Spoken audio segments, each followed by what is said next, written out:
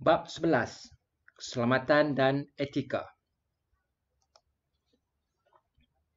Selepas menamatkan bab ini, anda akan dapat membincangkan isu yang berkaitan dengan keselamatan IT dalam perniagaan, etika dan masyarakat. Kita akan membincangkan isu-isu yang berkaitan dengan tanggungjawab profesional, garis panduan etika perniagaan, serta menerangkan tentang jenayah komputer ataupun computer crime, serta menerangkan berkaitan dengan isu privasi.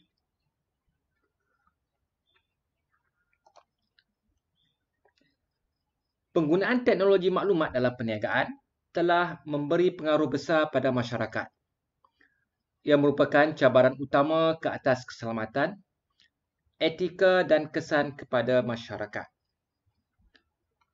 Terdapat banyak ancaman kepada perniagaan dan individu akibat banyak jenis jenayah komputer dan tingkah laku yang tidak beretika.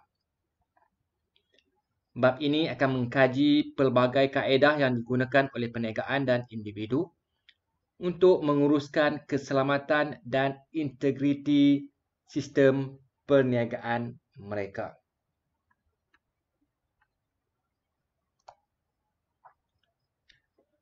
Penggunaan teknologi maklumat dalam perniagaan mempunyai kesan besar terhadap masyarakat dan menimbulkan isu etika dalam bidang kesihatan, dalam bidang pekerjaan, dalam bidang privasi, dalam bidang jenayah, keadaan kerja serta kepribadian.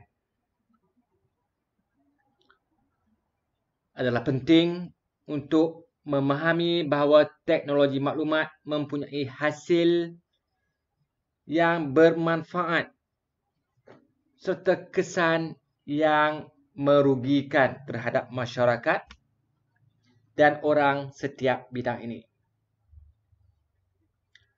Sebagai contoh, proses pembuatan di kilang-kilang menggantikan manusia dengan robot ataupun komputer ataupun penggunaan teknologi maklumat memberikan hasil yang lebih baik untuk memperbaiki keadaan kerja serta menghasilkan produk yang berkualiti tinggi dengan kos yang lebih rendah.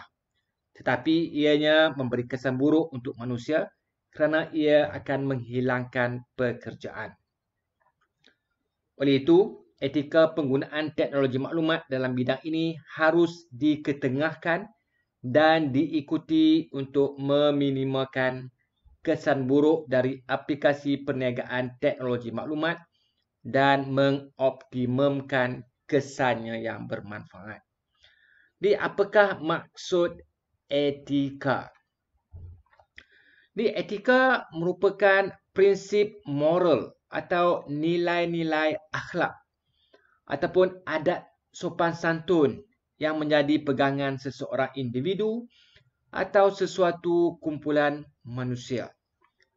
Ia juga bermaksud tanggungjawab dan akibat tingkah laku seseorang terhadap masyarakat.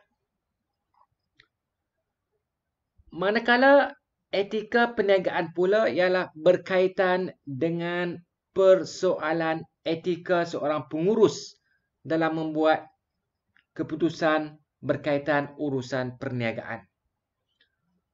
Profesional dalam perniagaan seperti pengurus, CEO ataupun seseorang yang bertanggungjawab dalam perniagaannya mempunyai tanggungjawab untuk mempromosikan penggunaan etika teknologi maklumat di tempat kerja.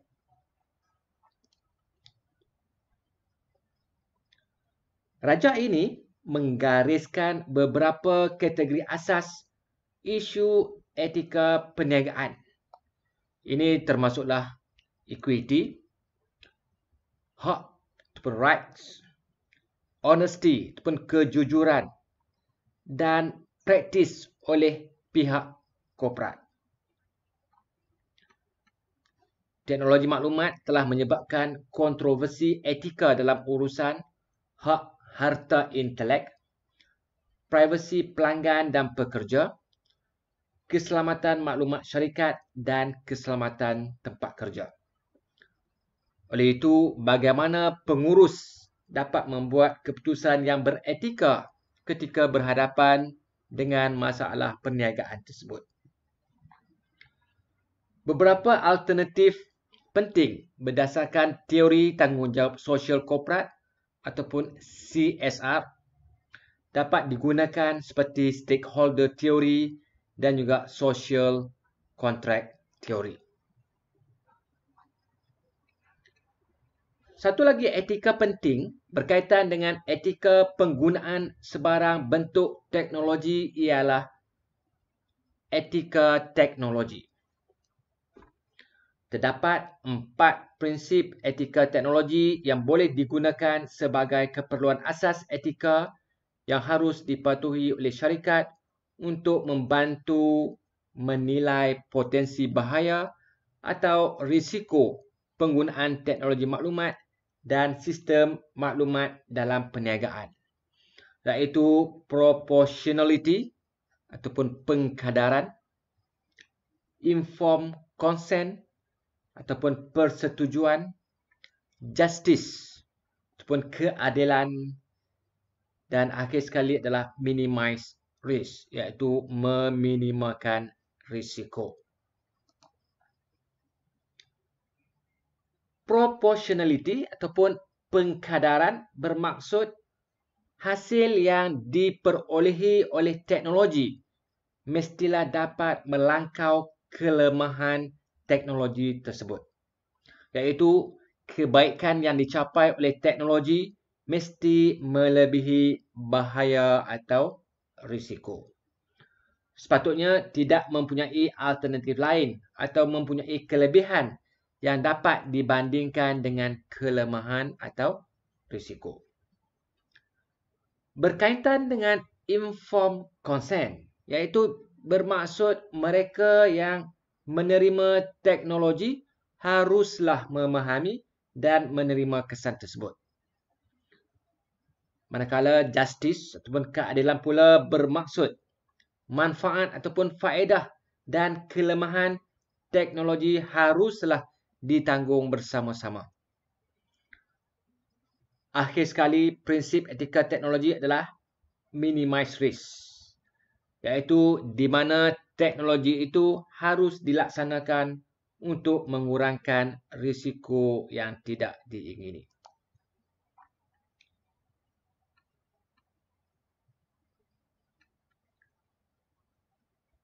Empat prinsip etika teknologi ini iaitu proportionality, consent informed, justice dan minimize risk boleh menjadi dasar kepada etika pengurus ataupun pengguna akhir dan juga profesional dalam bidang teknologi maklumat. Banyak syarikat dan organisasi menyediakan garis panduan yang lebih khusus termasuk dasar terperinci dan etika untuk penggunaan komputer dan penggunaan internet oleh pekerja syarikat. Contohnya adalah seperti polisi syarikat yang menyatakan semua komputer dan rangkaian adalah sumber syarikat dan hanya boleh digunakan untuk urusan berkaitan dengan pekerjaan sahaja.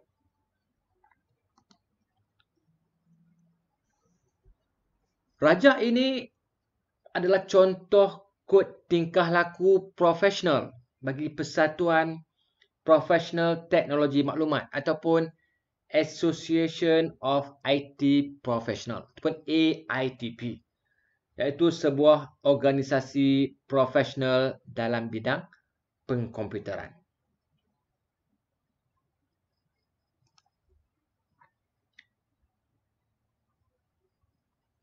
Jenayah cyber menjadi salah satu perniagaan yang berkembang. Hari ini, penjenayah melakukan segala-galanya dari mencuri harta intelek dan melakukan penipuan sehingga melepaskan virus dan melakukan tindakan keganasan cyber. Jenayah komputer ataupun computer crime ialah melakukan perbuatan yang menyalahi undang-undang dengan menggunakan komputer atau terhadap sistem komputer. Dengan hanya mencapai ataupun mengakses sistem komputer tanpa kebenaran ataupun dengan niat untuk melakukan bahaya, walaupun secara tidak sengaja, ianya merupakan jenayah persekutuan. Jenayah komputer ataupun computer crime seperti yang ditakrifkan oleh Association of Information Technology Professional ataupun AITP ialah penggunaan tanpa kebenaran, pencapaian ataupun akses, pengubahsuaian atau pemusnahan perkakasan, pemusnahan perisian, data atau sumber rangkaian yang tidak dibenarkan. Ia juga termasuk mengeluarkan maklumat yang tidak dibenarkan, membuat penyalinan perisian secara tidak sah, menyangkal hak pengguna untuk akses ke perkakasan, perisian, data atau sumber rangkaiannya sendiri, menggunakan atau bersubahat menggunakan sumber komputer atau rangkaian secara tidak sah untuk mendapatkan maklumat atau kewangan ataupun harta.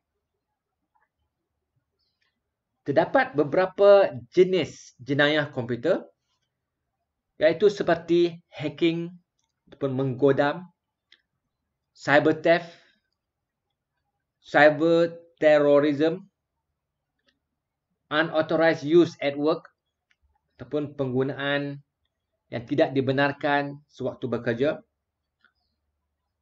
software piracy, cetak rompak perisian, theft of intellectual property, computer virus dan cacing komputer ataupun worms, adware dan juga spyware.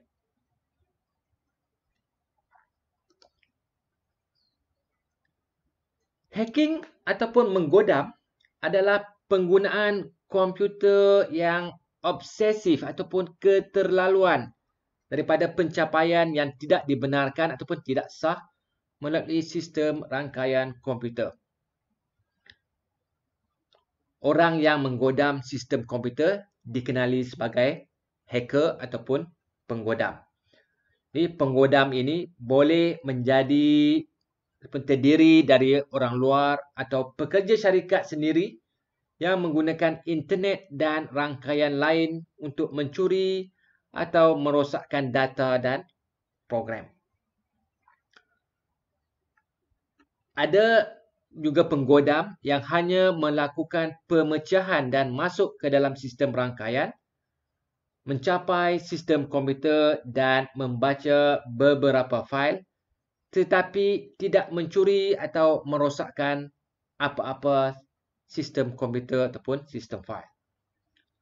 Tetapi ada juga penggodam yang memantau email, mengakses pelayan web, memindahkan fail atau mencuri fail rangkaian, mengekstrak kata laluan, meletakkan program yang akan menyebabkan sistem komputer boleh diceroboh oleh penceroboh. Cracker ataupun juga dikenali sebagai black hat hacker. Penggodam topi hitam adalah penggodam yang berniat jahat ataupun jenayah yang mengetahui tentang kelemahan yang dijumpai dan mengeksploitasi ataupun menggunakannya untuk keuntungan peribadi tetapi tidak mendedahkannya kepada orang awam.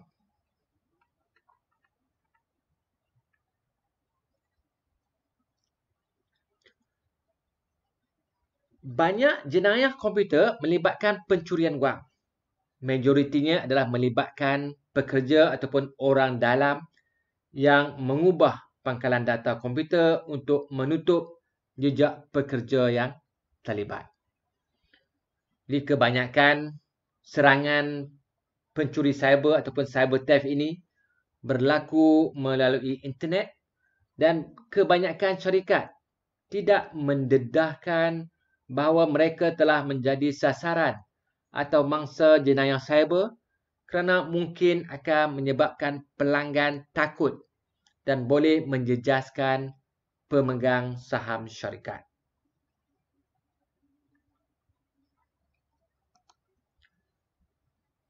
Cyber terrorism ataupun keganasan cyber adalah memanfaatkan komputer dan maklumat organisasi ataupun maklumat kerajaan terutamanya melalui internet untuk menyebabkan rosakan fizikal dunia atau gangguan infrastruktur yang teruk. Ia merupakan satu bentuk penggodaman atau peperangan maklumat.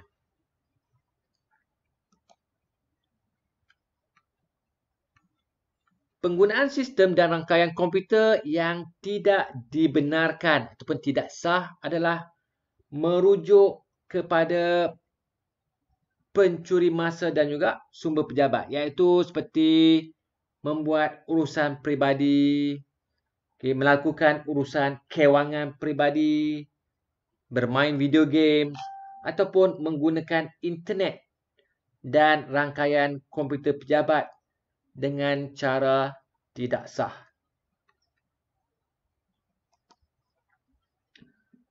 Di antara aktiviti penyalahgunaan internet di tempat kerja termasuklah penyalahgunaan email seperti spam, gangguan, surat berantai, penyebaran virus ataupun worms, penyataan fitnah. Jadi apa yang dimaksudkan sebagai spamming ataupun spam adalah pengiriman mesej email yang tidak diminta secara sembarangan kepada banyak pengguna internet. Lain-lain penyalahgunaan internet di tempat kerja termasuklah penggunaan dan pencapaian tidak sah seperti berkongsi kata laluan dan pencapaian ke dalam rangkaian tanpa kebenaran. Copyright infringement atau plagiarism, iaitu pelanggaran hak cipta, iaitu seperti menggunakan perisian haram atau cetak rompak. Manakala plagiarism ataupun plagiat pula ialah proses atau amalan mengambil idea atau kerja orang lain dan menjadikan ia hak milik sendiri seperti menyalin kandungan daripada laman web. Lain-lain aktiviti penyalahgunaan internet di tempat kerja termasuklah menggunakan internet untuk memaparkan dan menghantar rahsia perdagangan, hacking ataupun menggodam, pornografi, dan juga melakukan riadah dengan menggunakan internet di tempat kerja seperti shopping online, menghantar kad, email peribadi, berjudi di atas talian, bersembang, chatting, bermain game, membeli saham dan lain aktiviti peribadi. Akhir sekali, penyalahgunaan di internet di tempat kerja ialah moonlighting. Moonlighting ialah menggunakan sumber-sumber pejabat seperti rangkaian dan komputer untuk mengatur dan menjalankan perniagaan peribadi. Contohnya melakukan part-time work ataupun pekerjaan sampingan.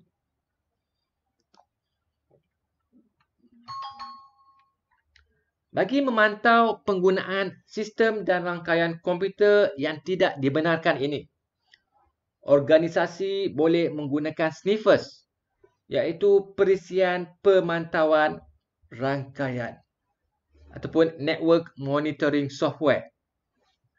Jadi sniffers ni digunakan untuk memantau trafik. Seterusnya menganalisa kapasiti rangkaian bagi mencari bukti untuk penggunaan yang tidak wajar. Walau bagaimanapun, sniffer adalah tidak selamat kerana ia boleh mendedahkan masalah keselamatan, iaitu sambungan fizikal kepada rangkaian.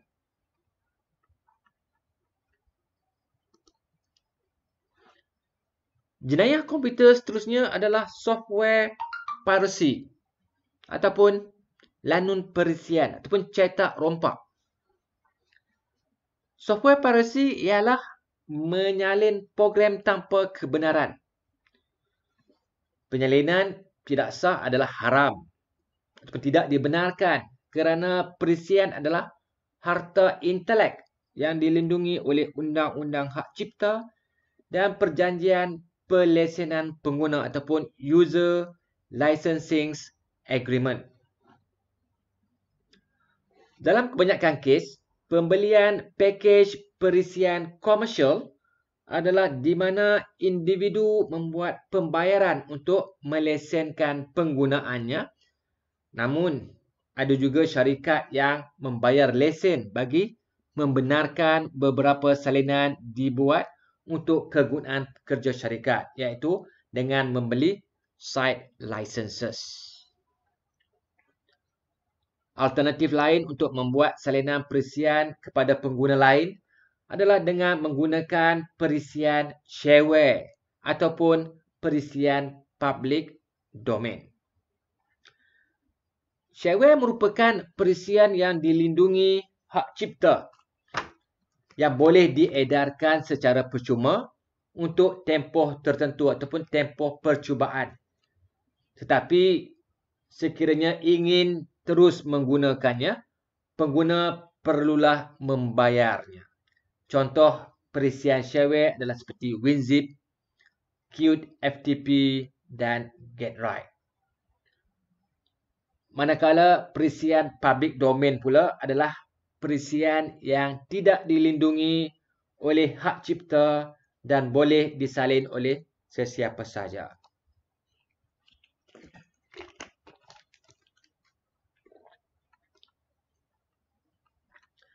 Perisian bukanlah satu-satunya harta benda yang dicetak rompak berasaskan komputer, tetapi harta intelek juga sering dicuri.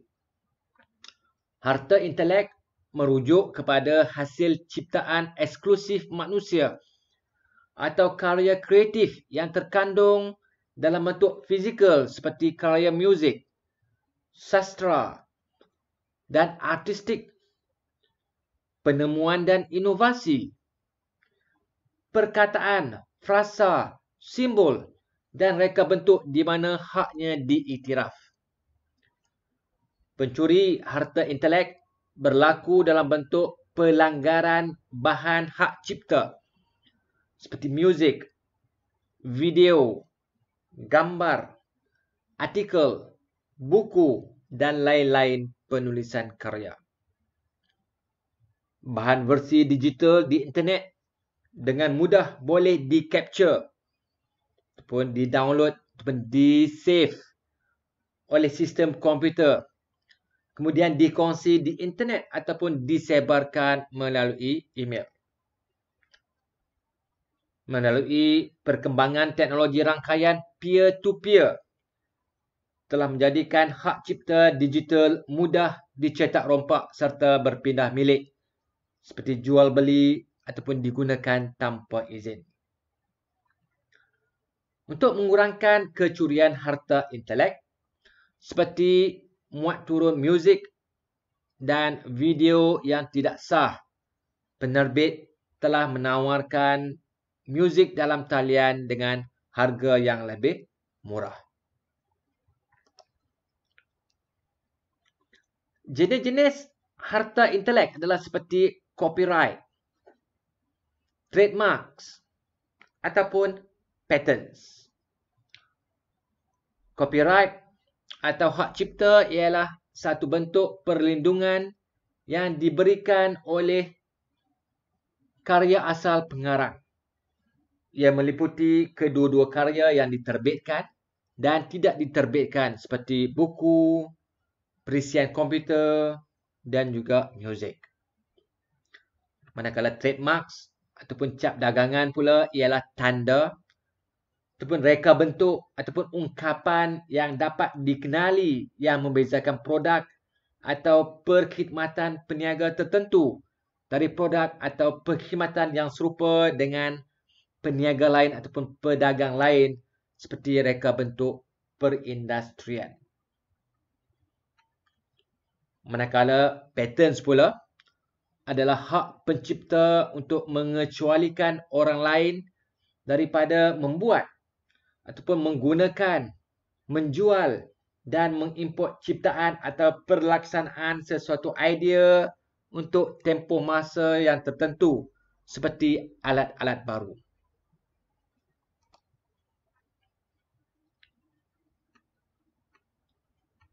Salah satu contoh jenayah komputer yang paling merosakkan adalah melibatkan penciptaan komputer virus dan worms ataupun cacing komputer ataupun cacing komputer. Virus adalah kod program yang tidak boleh berfungsi tanpa dimasukkan ke dalam program lain.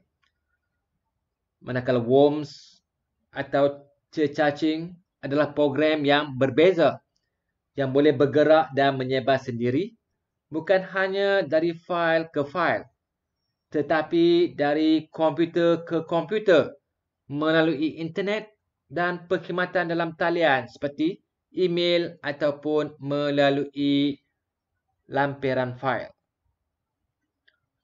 Program-program ini menyalin diri sendiri dan akan merosakkan sistem komputer dan rangkaian komputer ataupun sesiapa sahaja yang mengakses komputer yang dijangkiti.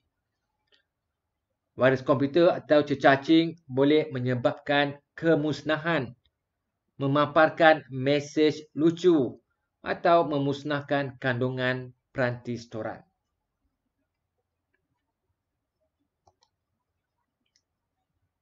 Dua lagi kemasukan terbaru dalam serangan komputer adalah adware dan spyware.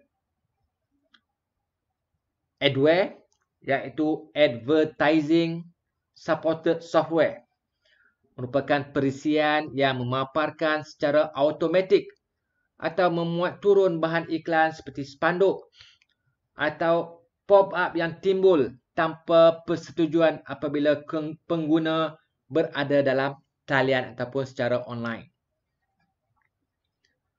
Sesetengah adware boleh mengumpul maklumat pengguna dan mengirimkannya melalui internet. Adware jenis ini dipanggil sebagai spyware. Ia merupakan program yang diletakkan pada komputer tanpa pengetahuan pengguna dan mengumpul maklumat mengenai pengguna secara senyap. Spyware boleh mengumpul hampir semua jenis data, termasuklah maklumat peribadi seperti tabiat ataupun behavior, tingkah laku dalam pengguna melayari internet, log masuk pengguna dan maklumat akaun bank atau kad kredit. Spyware juga boleh mengganggu kawalan pengguna komputer dengan memasang perisian tambahan atau mengalihkan pelayar web. Sesetengah perisian spyware boleh mengubah setting komputer ataupun setting browser ataupun setting perisian tidak sah yang boleh mengakibatkan prestasi komputer menurun atau menyebabkan kelajuan sambungan internet menjadi lambat. Tetapi adalah penting juga untuk memahami bahawa tidak semua program adware ataupun perisian adware adalah spyware.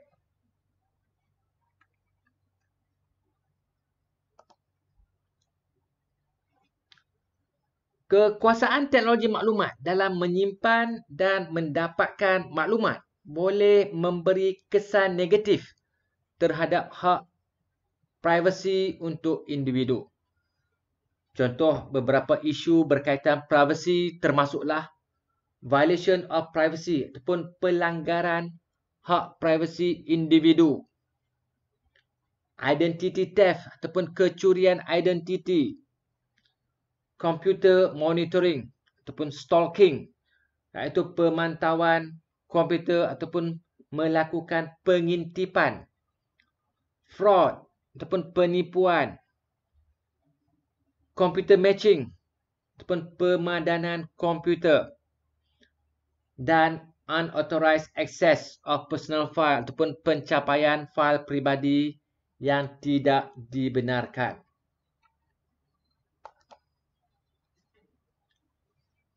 Violations of privacy adalah pencerobohan yang tidak dibenarkan ke dalam kehidupan peribadi orang lain tanpa persetujuan, seperti mengakses maklumat individu, email, perbualan peribadi ataupun mengumpul dan berkongsi maklumat mengenai individu yang diperolehi daripada laman web.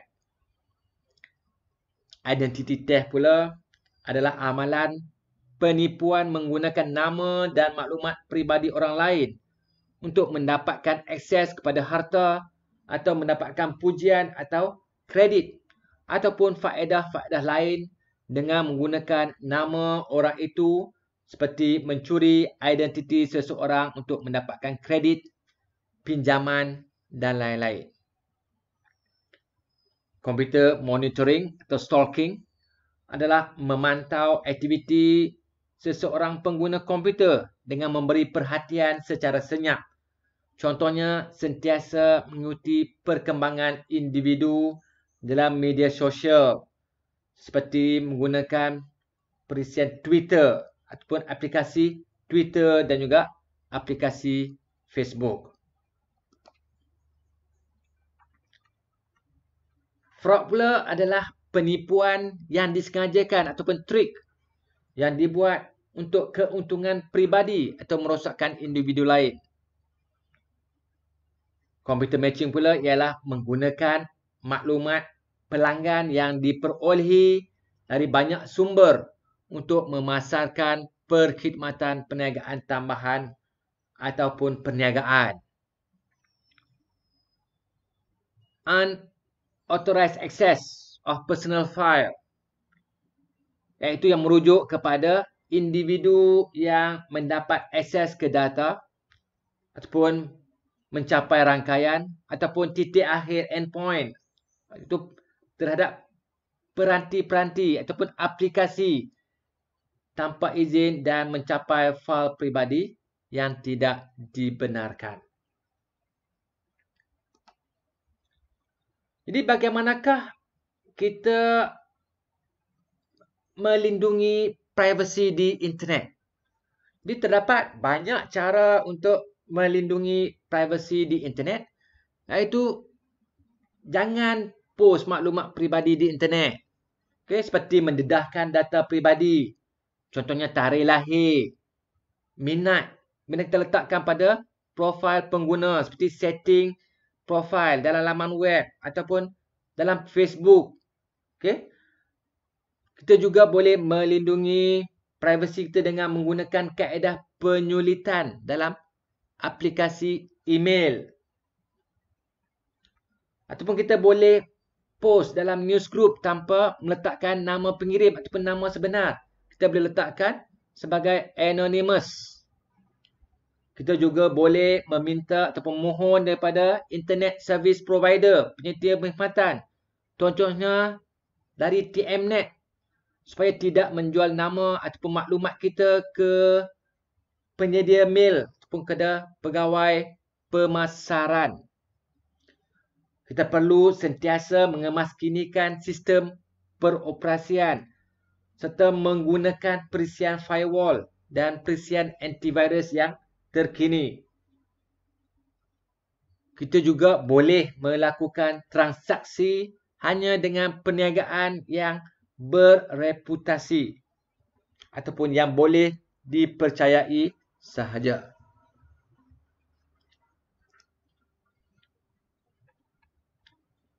Undang-Undang Privasi di Malaysia telah diwartakan pada Jun 2010.